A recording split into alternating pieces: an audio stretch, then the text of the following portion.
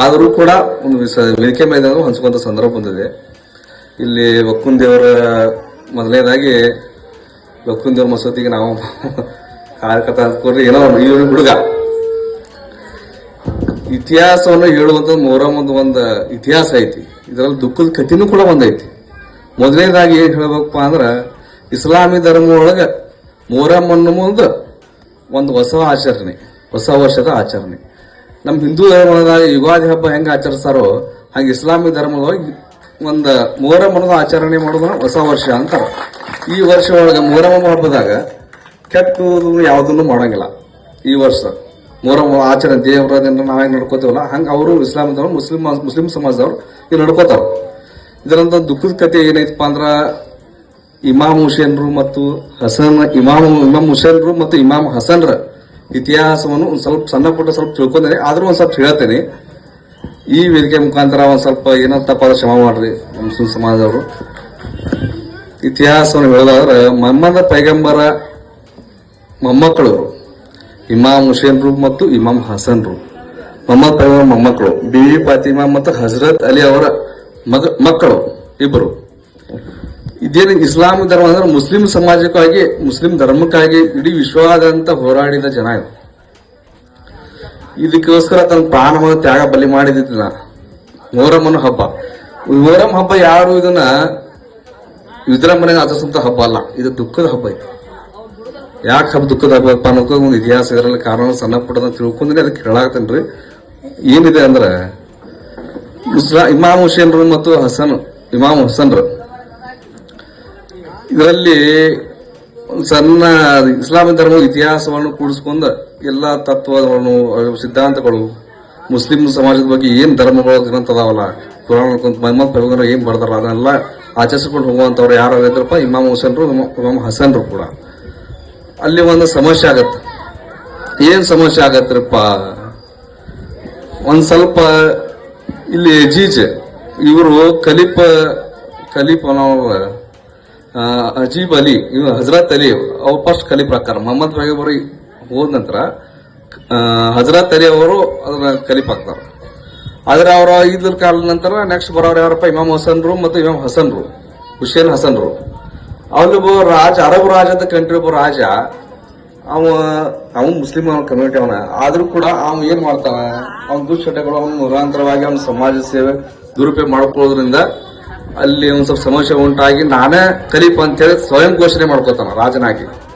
ಅದು ಮೊಹಮ್ಮದ್ ಪೈಗಂಬರನ್ನ ಮಾಡಿದಂತ ಎಲ್ಲಾ ತತ್ವ ಸಿದ್ಧಾಂತಗಳನ್ನು ವಿರೋಧ ಮಾಡ್ಕೊಂಡ್ ಬರ್ತಾನ ಅವನು, ಯಾವ ಇಮಾಮ್ ಹುಸೇನ್ರು ಮತ್ತು ಇಮಾಮ್ ಹಸನ್ರು ಕೂಡ.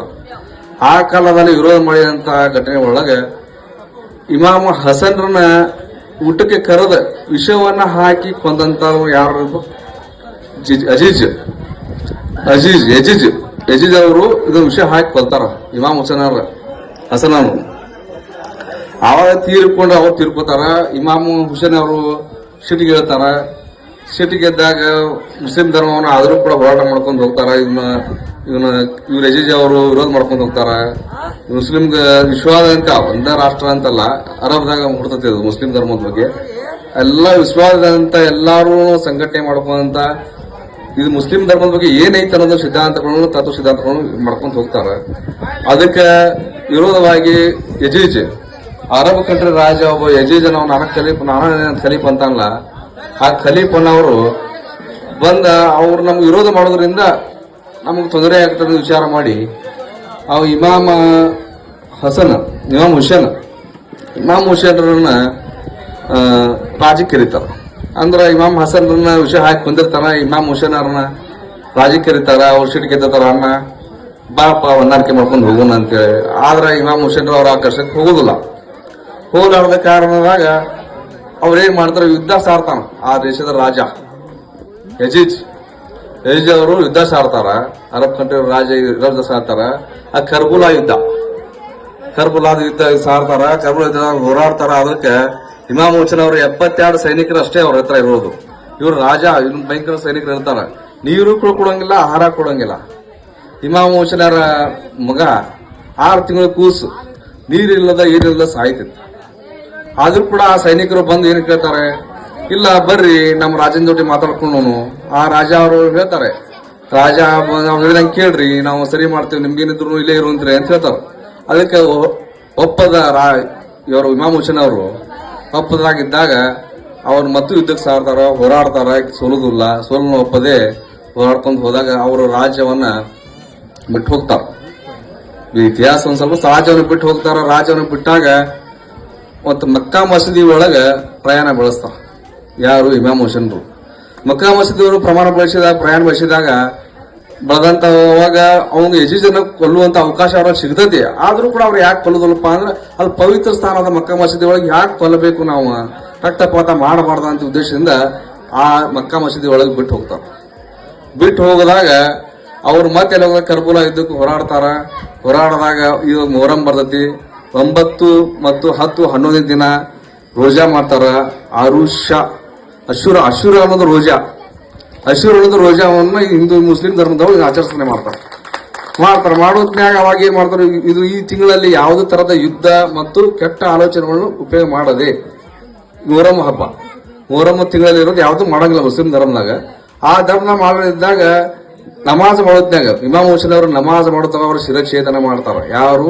ಯಜೀಜ್ ಅವರ ಸೈನಿಕರು, ಅರಬ್ ಕಂಟ್ರಿ ರಾಜ್ಯದ ಸೈನಿಕರು ಬಂದು ಅವರು ಇಮಾಮ್ ಹುಸೇನ್ ಅವರ ಶಿರಚ್ಛೇದ ಅಂದ್ರ ಅವರು ಇದ್ ಮಾಡ್ತಾರ, ಸಂಹಾರ ಮಾಡ್ತಾರ. ಅದು 10ನೇ ದಿನ, ಮೊಹರಂದ 10ನೇ ದಿನ ಅವರು ಸಾವನ್ನು ವೀರಮರಣ ಹೊಂದ್ತಾರ. ಇದಕ್ಕೆಲ್ಲಾ ಕಾರಣೀಭೂತರು ಯಾರಪ್ಪ? ಇಸ್ಲಾಂ ಧರ್ಮಪುರಿ ಯಾರು ಇದ್ರೆ ಅದು ನಮ್ಮ ಪೈಗಂಬರ ಕುಟುಂಬ ಅನ್ನೋದನ್ನ ಯಾವತ್ತೂ ನಾವು ಮರಿಬಾರ್ದು ಅನ್ನುವಂಥ ವಿಷಯವನ್ನ ಸಣ್ಣ ವಿಷಯ ತಿಳ್ಕೊಂಡು